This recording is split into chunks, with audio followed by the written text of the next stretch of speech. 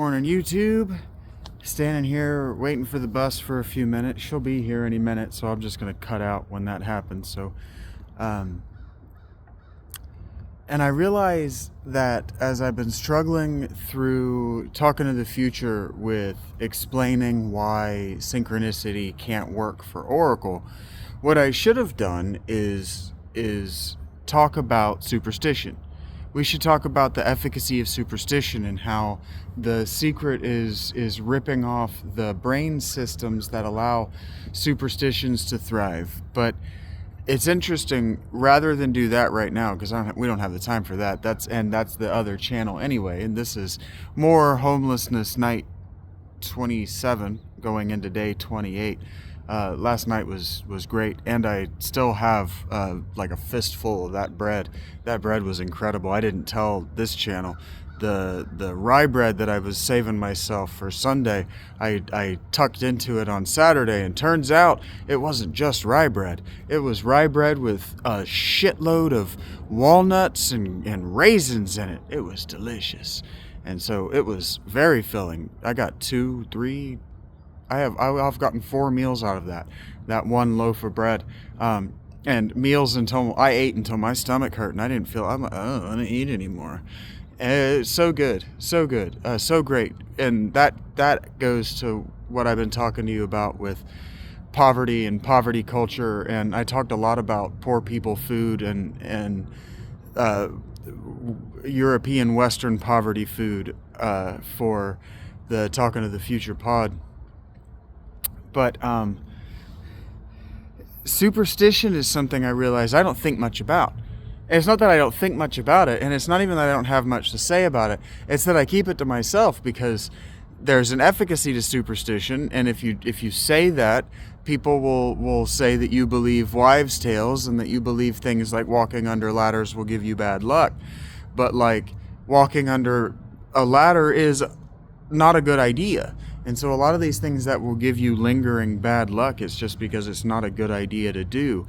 And then I was walking along, and I made $1.30 yesterday. So it hit my Cash App today. So I'll be able to, next time I do what I did today, which is sit in the Panera because I was bored and wanted to charge my phone so I could play Final Fantasy II, because I just wanted to watch Neebs and play Final Fantasy II with my morning while I made thumbnails and uploaded the next week's worth of Final Fantasy content on the Talking to Myself, and I have figured out how to schedule things. So guess what I can do now?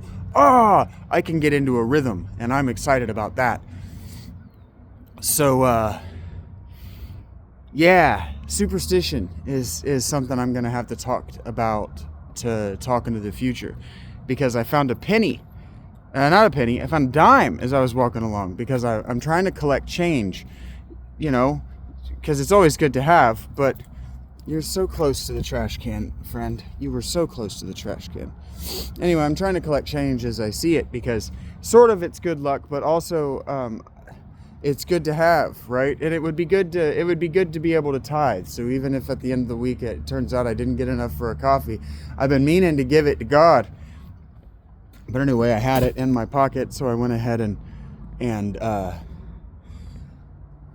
was waiting on my $1.30 to get a coffee this morning, and I didn't end up with enough to get a coffee because the $1.30 didn't come until I was putting my clothes back on, and then at that point I'm not going to get naked again, sit back down, get a coffee, and then run out the door in half an hour. That's silly. And I wasn't the only person today who just sat in there and didn't do anything because it was cold, and it was cold as balls. This morning I was comfortable, completely comfortable, totally fine.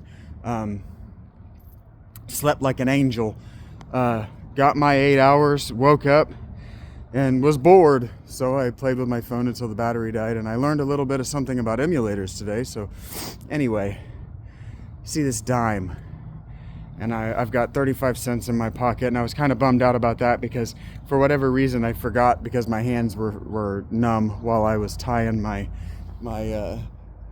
reflective jacket to my backpack, that I was holding all of my change in my hand.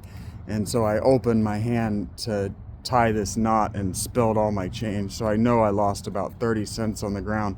And you know, when you're a kid, 30 cents is a lot. It doesn't seem like a big deal as an adult, but man, it kind of crushed me. And so I'm walking through the parking lot. This is later, on my way over here, and I see a dime on the ground, and I'm grateful. I'm like, oh, I need a dime, and I go to pick it up and I toss it in my pocket, and I'm thinking, you know, I've just recouped 10 of the maybe 20 cents that I lost this morning, and then I got to thinking about it, and I was like, you know, I didn't even look to see whether it was facing heads or tails, face up or face down, and then I got to thinking about it. And I was like, you know, I should have talked about superstition. I should have talked about how the secret and that superstition's like, oh, if you find a coin that's heads up, you get good luck. Coins face face down, tails up, you get bad luck. And I think I know where that comes from, and I think that's what I'm going to talk about until the bus gets here for the next, what do we got, 10 minutes? Nah, she should be here literally any moment now. And I think that comes from, I think that attributing bad luck to a face down penny is about rich people not picking up coins. It's about not you know how a certain kind of terrible racist person calls a particular other race, they like to stereotype them as being penny pinching, but also being the kind of person who would be late to work because he was picking up every single penny along the way, or the kind of people who steal pennies from wish fountains, like that sort of thing. I think it's about that. I think it's about just leave it for somebody else. Somebody else is going to need that because they've already got bad luck, and if you pick that up, you're cursing yourself with your lack of need. And so I think superstitions are about making you think twice about your behavior. Like if you're willing to make the sacrifice, I'm willing to make the sacrifice to walk under this ladder for the potential bad luck of walking under a ladder. Or, you know, mirrors used to be super valuable, right? So if you broke a mirror, it's bad luck because, well, somebody's probably going to be out to get you in revenge for that mirror. But they also believed weird things about mirrors that come from the early Stone Age when we were making mirrors out of obsidian, and the early Bronze Age when we figured out how to make mirrors out of bronze, out of polished bronze. But bus is actually late for once. I'm here early and it's late. When I get here right on time, it's early. I'm not even upset about it. I am proud of myself though. I got all my hygiene needs done both these last two trips. Yeah, it was a good night so far. Homelessness Day 28. This is officially the beginning of week.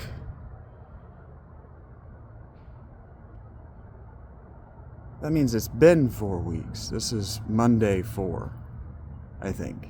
This has to be Monday 5. Monday 1 was 1. It's hard for me to keep track of that stuff. And anyway, it wouldn't be 28. Today would be 29. Yesterday was 28. Ugh. I'm not good at that stuff. Anyway, I've been homeless for a month. I've been living in this tent for a month, and I couldn't be happier about it. Is the point of the homelessness vlog. And superstitions are there for a reason. If you're willing to make the sacrifice, see, that's the thing, is if you're willing to make the sacrifice, but we don't talk about the sacrifice. If you're willing to take the risk, well, if you're willing to take what risk? And so then I was thinking as I left that the question that I have today, and maybe the challenge that I have for you, my audience today, is how much time do you spend at personal enrichment? And what does personal enrichment look like to you? Are you the kind of person who's like white bread enriched with nutrients? Or are you rich? Do you just have a lot of money? What does enrichment look like to you? I'm curious about that. Tell me in the comments. And then, do the other thing. Like, subscribe, share, tip, that sort of thing. But